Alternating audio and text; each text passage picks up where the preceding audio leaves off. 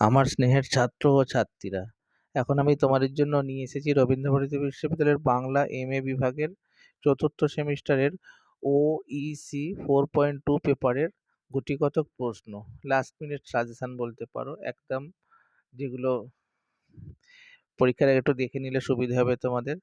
দেখো, প্রথম প্রশ্নের জন্য থাকছে 4টে অপশান: 52 সালের ভাষা আন্দোলন, 66 সালের 6 দফা আন্দোলন, 46 সালের হিন্দু মুসলিম সংঘর্ষ, আর 1969 সালের গণ অভ্যুত্থান। তার মধ্যে প্রথম দুটো অবশ্যই করে যাবে, এর মধ্যেই এসে যাবে।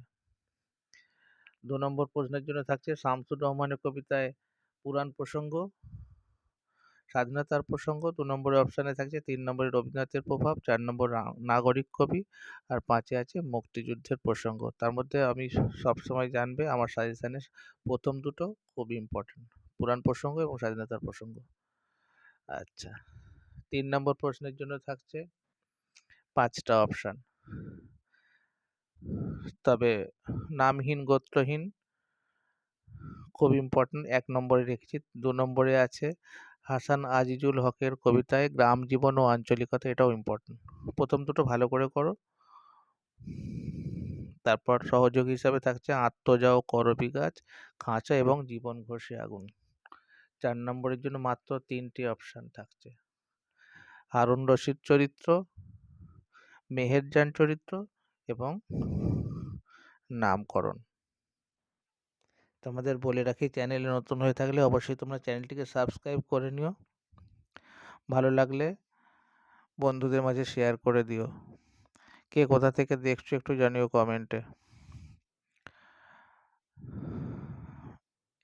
এরপর আমরা আলোচনা করব সিইসি 4.1 পেপারের সাজেশান নিয়ে। মাত্র আমি 3টে রেখেছি 1 নম্বর প্রশ্নের জন্য: বিসর্জন নাটকের প্রেম ও প্রতাপের দ্বন্দ্ব, গোবিন্দমাণিক্য চরিত্র, আর সংলাপ বিচার। 2 নম্বর প্রশ্নের জন্য আছে 4টে: অচলায়তন নাটকের নামকরণ, পঞ্চক চরিত্র, দাদা ঠাকুর চরিত্র, আর শ্রেণী বিচার। তার মধ্যে প্রথম দুটো ইম্পর্টেন্ট, খুব বেশি।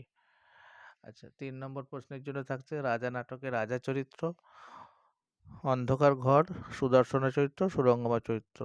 এখানেও প্রথম দুটো খুব ইম্পর্টেন্ট।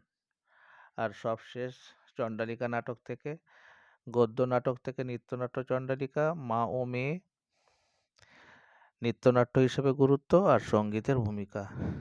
ভিডিওটা শেষ পর্যন্ত দেখার জন্য অবশ্যই তোমাদের ধন্যবাদ। ভালো লাগলে বন্ধুদের মাঝে শেয়ার করে দিও।